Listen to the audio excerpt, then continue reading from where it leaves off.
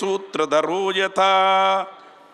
కార్తీక మాసంలోనట నీవు విష్ణు భక్తుడివా విష్ణువును పూజించు, దేవీ భక్తుడివా దేవీని పూజించు, సూర్యభక్తుడివా సూర్యుని పూజించు, గణపతి భక్తుడివా గణపతిని పూజించు. నీ ఇష్టదేవతను ఆరాధన చేసి ఇష్టదేవతకు దీపం వెలిగించాలి. ఎట్లయితే ఒకే స్వరూపం పంచధా విభజితమై మనకు కనబడుతుంది, 5 రూపాల్లో దర్శిస్తుంది. ఒక నటుడు 5 వేషాలు వేసినట్టుగా ఒకే దివ్యమైనటువంటి ఆత్మచైతన్యం 5 రూపాల్లో భాసిస్తుంది కనుక ఐటీని ఇక్కడ పూజింపబడుతుందన్నమాట. అట్లానే కార్తీక మాసంలో ఏం చెయ్యాలి?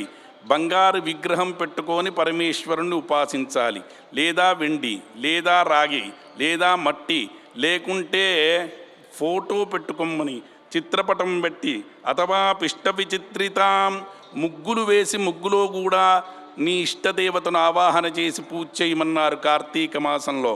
అందుకోసమే కార్తీక మాసంలో ముగ్గులు బాగా పెడుతూ ఉంటాం. ముగ్గులు పెట్టడం అంటే అదొక యంత్రదేవతను ఆవాహన చెయ్యడం అనేటువంటిదే. మూర్త్యాభావే పూజనీయ. స్వామి నాకు ముగ్గు వేసుకోవడానికి కూడా అవకాశం లేదు, కార్తీక మాసంలో ఎట్లా పూజించేది అంటే రావి చెట్టు కానీ కనబడితే రావి చెట్టుకు ప్రదక్షిణ నమస్కారాలు చేసిన కార్తీక మాస వ్రత సంపూర్ణ ఫలం వస్తుంది. కార్తీక మాసంలో ఇప్పుడు చెప్పినారు ఇక్కడనే శతరుద్రీ జపం కుర్యాత్ మంత్రసిద్ధి ప్రజాయతే. శతరుద్రీ జపః కుర్యాత్, రోజు ఇక్కడ దీపోత్సవ సందర్భంలో శతరుద్రీయం చెప్పబడుతుంది, అదందరం వింటున్నాం. మంత్రసిద్ధి కలగాలంటే శతరుద్రీయ జపం కార్తీక మాసంలో జరగాలి అన్నారు. అట్లానే కార్తీక దీపం చాలా శ్రేష్టమైనటువంటిది. జ్యోతిషా బాధతే తమాహ అని ఋగ్వేదం చెబుతుంది.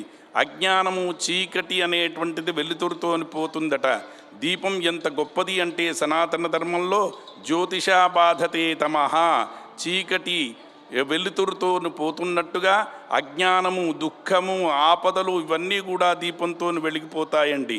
దీపంలో ఎంత గొప్పతనం ఉందంటే మనం ఆశ్చర్యపోతాం.